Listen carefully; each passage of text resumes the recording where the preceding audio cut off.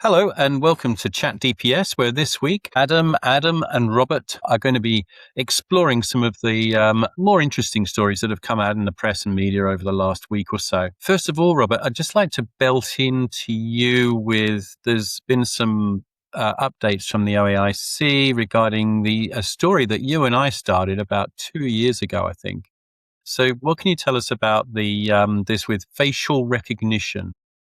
Yeah, so OAIC recently published some updated guidance in the last week or so. So the chronology, roughly, this is the Bunnings decision, was that Bunnings were using facial recognition technology from around 2018 to 2020, 2021, something like that. The commissioner investigated, put out a decision in late 2024, which basically said that Bunnings had breached the Privacy Act across a number of different sections: collection, privacy policy updates, notification processes, and effectively suspended the Bunnings facial recognition technology that they were using across all of their stores. Bunnings appealed to an administrative review tribunal. That decision came back, I think it was earlier this year, and basically said that in terms of the collection of that facial information, that there was an exemption under the Privacy Act that allowed Bunnings to do that for business reasons. So they'd put forward that for security reasons, for safety of staff, because they were trying to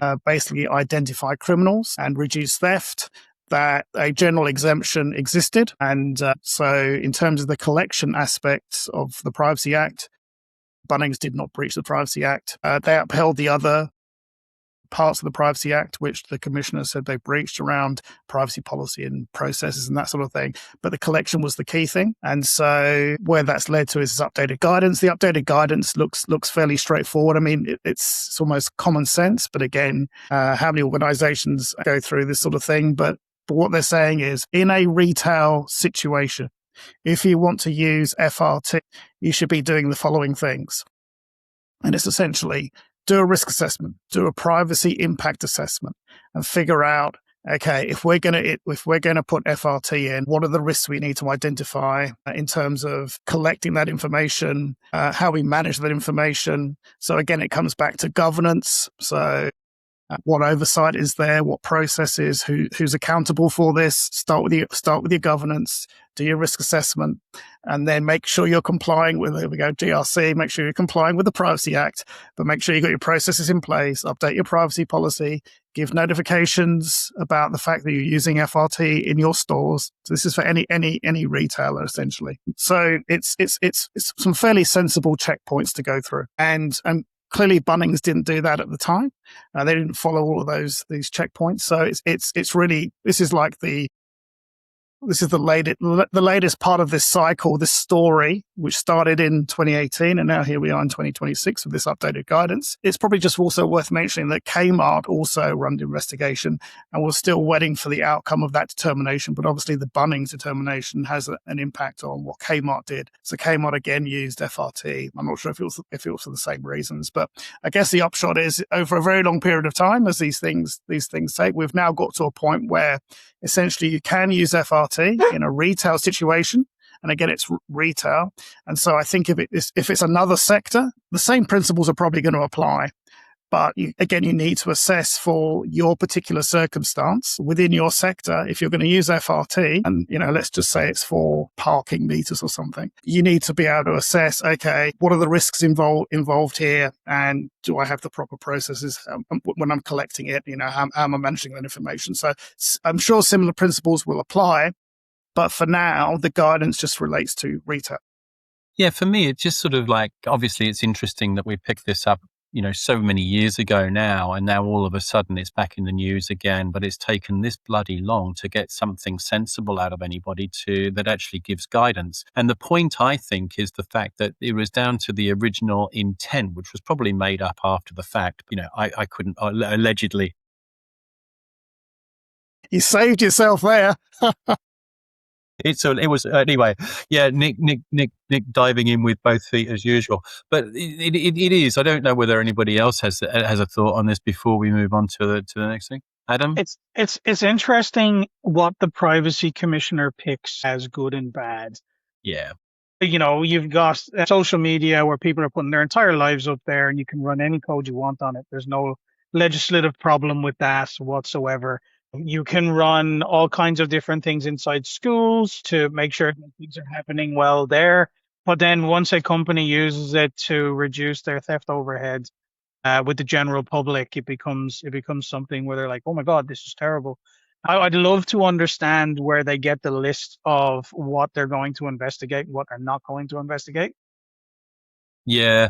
And the other thing I think is down to the fact it's industry based standards, right? I mean, yes, they're going to have something that's very similar for other industries, but it's going to be, this is very much about retail in my mind. But I suppose the other thing is then, sort of like what happens at airports, what happens in those other, sort of great and good 100%. things. What about all the cameras that are all over the city now that are taking pictures Yeah. of using facial recognition and recognition of your license plate when you've got a drink in your hand to give you a fine? Yeah. If that is fine, but for bunnies to use facial recognition to know if someone stole something is not fine, where's that line from the Privacy Commission? Yeah. I don't know, Adam Green, whether you had any thoughts before we move on. Yeah, so I've been involved in some projects in the past around digital transformation where we were talking about using the facial recognition to do intentional marketing through digital signing and digital signage. I think Adam's point about, people will happily put stuff all over the internet and use, we gave away all of our rights with Facebook and Instagram and all that kind of stuff. And then everyone cries bloody murder when they find out it's being recorded. So Nick, you and I have got a good friend we were in PNG with who carries around a bunch of stickers, like reverse stickers.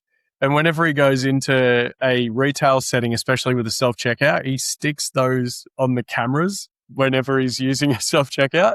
So I think all we need to do is just walk around wearing a Bilotti mask and it's all saved.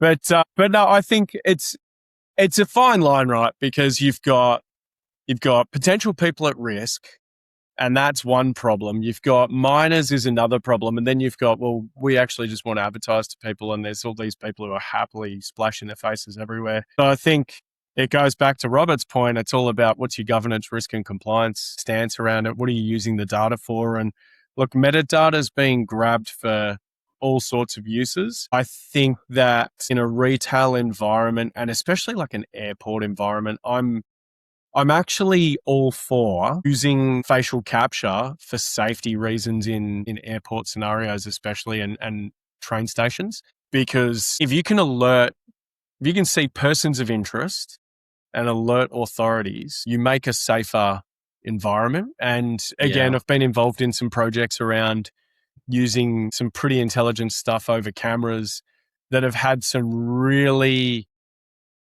rapid response uplift in safety and human life. So I think I waxed and waned from side to side on that one. I'm kind of on the fence, but yeah, I mean, it's the old authoritarian line of, crikey, if you've got nothing to hide and all the other bits and pieces, but there's all this other stuff that's under the, just flies under the radar, right? And the thing with if you've got nothing to hide, it's still oppression. Yeah. But if you use that you've got nothing to hide line, then you got to think about context, because with context or with lack of context, you can make anything look as you want it to look. A la Bunnings.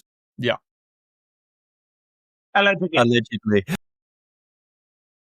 Okay. Well, I'll hold that thought. It's really quite a nice one. But anyway, I know that you wanted to have a chat, Adam Green, about the Minnesota water attack, because there are some concerns over what's actually really been going on over there, right? Yeah. So there's many facets to this that we can frame, but the first one, and it's going to be a bit of a thread that we'll probably carry for the rest of this, is misattribution and false advertising or false reporting, where there's been a lot going on around Allen Bradley Micrologic's PLCs, and there's a CVE that's been released about Micrologic's PLCs. Interestingly, what we're talking about is the 1100 and the 1400, and they didn't have a CVE against those. And we've seen it impacted 30 different operators within Minnesota, and at least one has come back and said they've come on and they've changed our settings and our passwords. That wasn't a CVE. That is a configuration issue. And the configuration issue is, what is your shit doing on the internet? So we hear about air gapped. Now, Adam's nodding quite fiercely on this one as well. We just very rarely see air gap actually work. And the only time we really do is like a military scenario. And even then, that's with data diodes and all that kind of stuff. But even then, it's not always done correctly. And I'm not going to expose any of the work I've done in the past, but it's fair to say it's unusual to see good air gapping. Happy for people to comment afterwards and say how fantastic their air gapping is, because that can be fun. But yeah, the advice from the FBI around these micrologics devices was that they're just open to being reconfigured. More alarmingly, 59% of those are deployed into mobile service carriers. Yeah. Have we had problems with mobile service carriers recently? They never go down, Adam. Never. It's not a thing. Never. I have a funny joke about that, but I'm not going to say it because it'll probably upset a lot of people. If it involves camels and things, don't do it. Adam, your thoughts, mate? Look, there's an issue that happens in media at the moment specifically. There used to be a time, I'm going to be that old guy on his lawn telling the kids to get off his grass, right?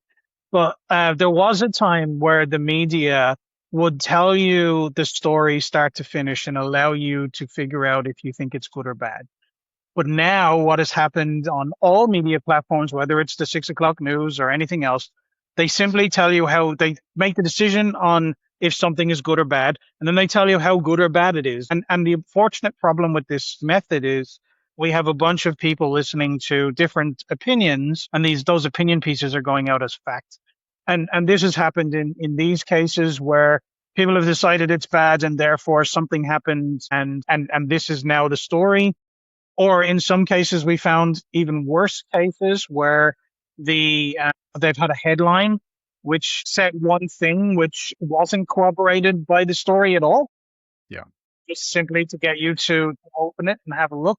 And this has become a bigger and bigger issue in everything, not just cybersecurity, but anything at all, unfortunately. So Robert, I mean, clickbait. I mean, we're beginning to see more and more of it, right? I mean, it is clickbait, right?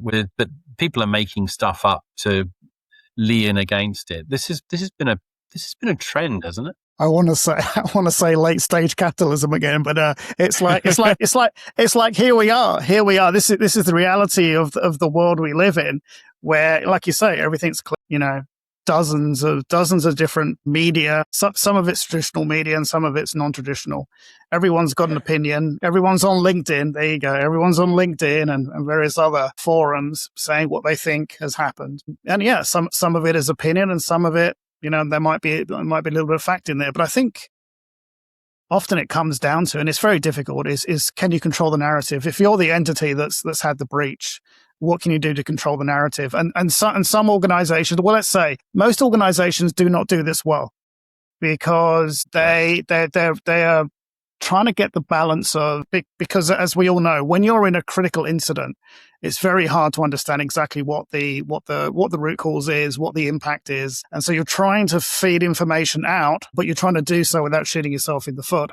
And look, there might be a criminal investigation undergoing as well. So it's quite hard to control that narrative. But I think what we see is the majority of organizations don't do that well. We come back to the, was it Norske Hydro example of where they did do it well. And they seem to be in the sort of, the vast minority, as it were. So yeah, I think it comes down to, you need to get your crisis communications people onto this, to where you see problems in the narrative, actually go out there and say, no, that's wrong.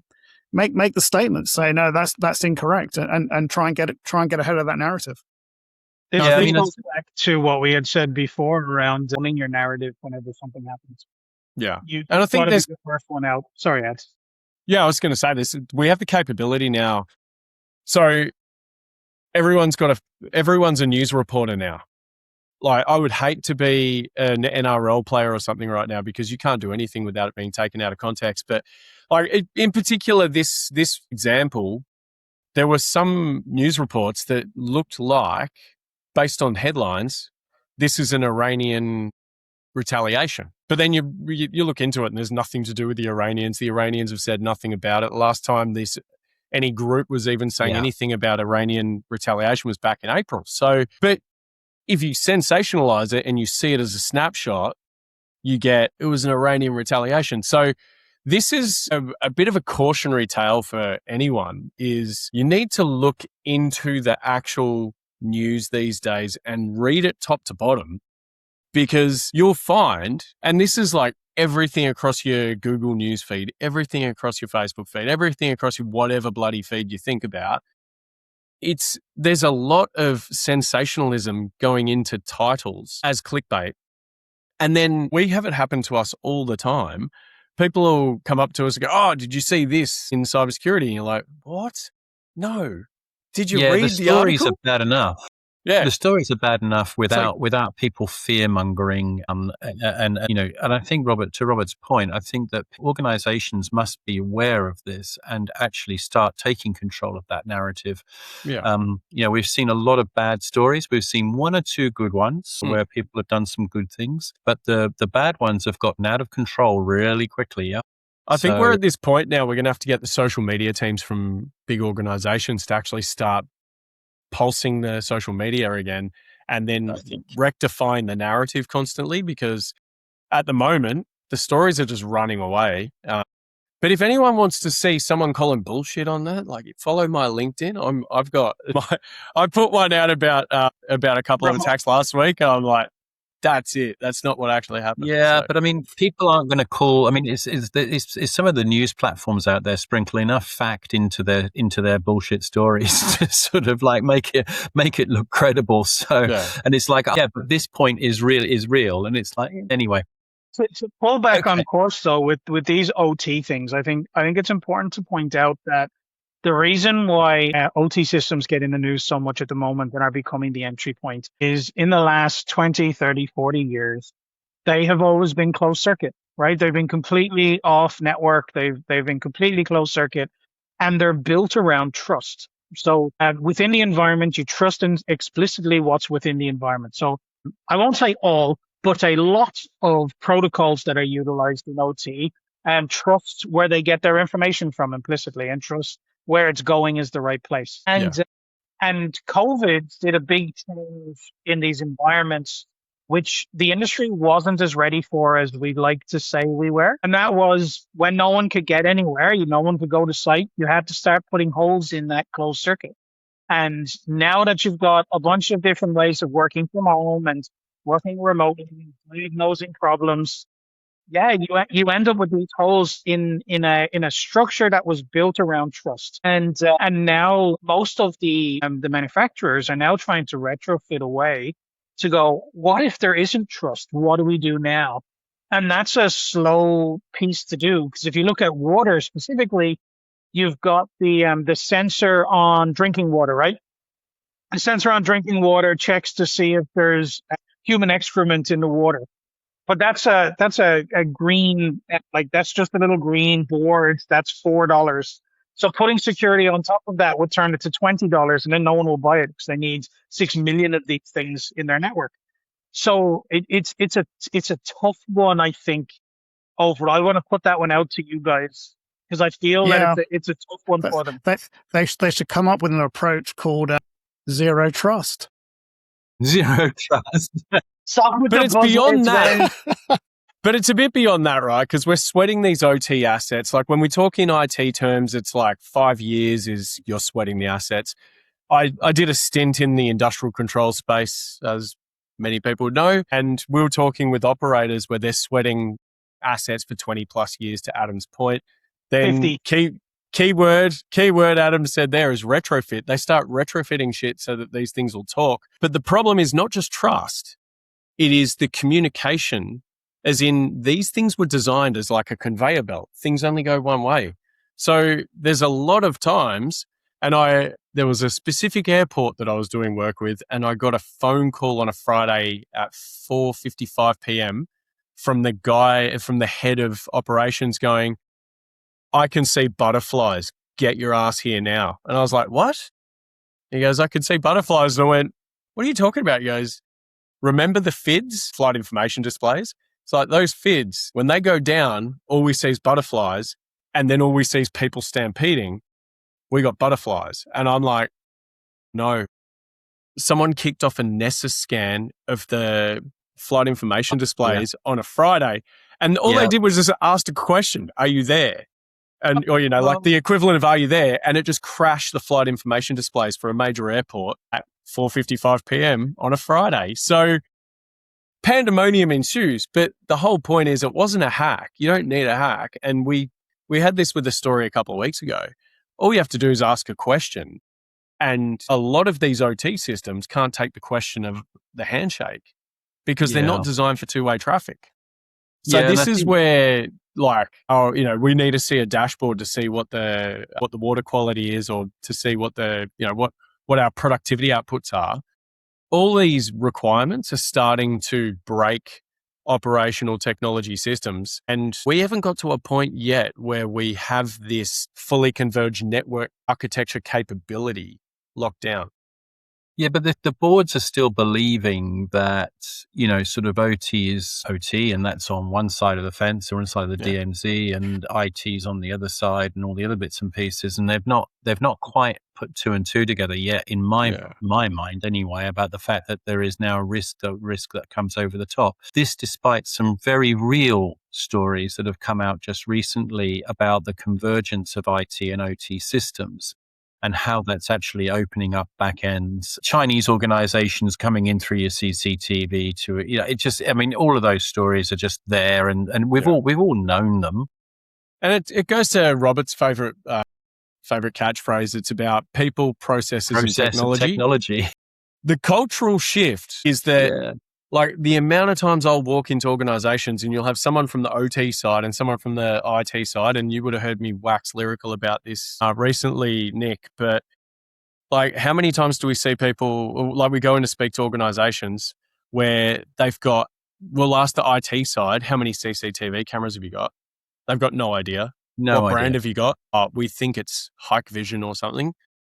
But so that convergence of teams has to happen before the convergence of technology, not the other way around. Yeah, 100%. Know what you've got, where it is. It's that old Y2K thing again, isn't it? Sort of have a snapshot in time. Except you can actually you can go smarter these days. Hey Adam, when Y2K came, were you stationed in a data center waiting for all the Windows servers to reset?